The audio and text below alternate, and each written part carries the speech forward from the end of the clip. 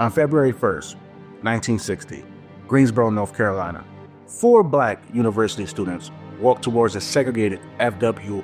Woolworth five-and-dime shop with a meticulous plan to fight against racial exclusion. They speculated for a moment about what would happen to them. They could get beaten to a pulp, they can get expelled from school, or even arrested. But that didn't stop them from walking. What they did that day and in the following months will go down in history as one of the most important struggles in the civil rights movement and laid the foundation for the end of the Jim Crow apartheid in the United States. This is the story of the Greensboro sit-ins, which began on this day in Southern labor history. Just a few weeks before the sit-ins, student Joseph McNeil tried to buy a hot dog at a Greyhound bus station, but was refused service just because he was black. This was the reality of black people in the South at the time. Black people can get jobs and spend money on goods, but many restaurants and restrooms were limited to whites only. Inspired by the budding civil rights movement, McNeil got with 3 of his peers, Ezell Blair Jr., McCain, and David Richmond, to change the landscape for black people in the South. They set their sights on the F.W. Woolworth retail stores, which have long maintained policies of racial segregation. Black people could buy convenience items, but the lunch counters were set aside exclusively for white people. The plan was simple. After contacting the newspaper, they would walk into the store, buy a few goods, and sit at the lunch counter and ask to be served. When denied service, they would politely refuse to get up. And that's exactly what they did. The 4 students purchased some goods and kept the receipts, and they all had a seat at the lunch counter. A white server told them, "I'm sorry, we don't serve Negroes here." Blair responded by showing his receipt and said, "I beg to disagree with you.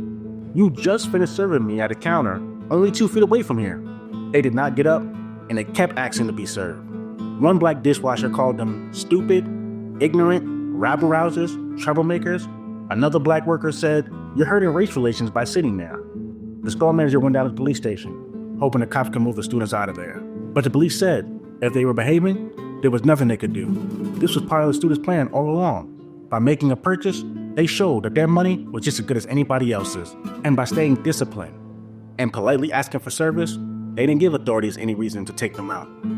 Before the media even called win, the students already knew they were making an impact. One elderly white customer came up to them and said, "Boys, I'm just so proud of you." No doubt that comment boosted their morale. Eventually, the store closed early and the 4 students left. One looked over his shoulder on the way out and said, "I'll be back tomorrow." On the way back to the campus, McNeil told the others, "I've never felt so good in my life. I truly felt like I had my going to a mountain experience." The students knew they needed to grow their movement if they wanted to make a real impact. That's why, that night, they went back to their campus and held a recruitment meeting. The next day, several other students joined them to sit in at the same lunch counter. And that night, they kept recruiting. The next day, 85 students from different colleges joined the sit-ins. Not just black students, but white students too. One student said to the college newspaper, after attending a mass meeting, "I was inspired to go down to Woolworths." By mid-February, sit-ins were happening in 11 different cities in the South.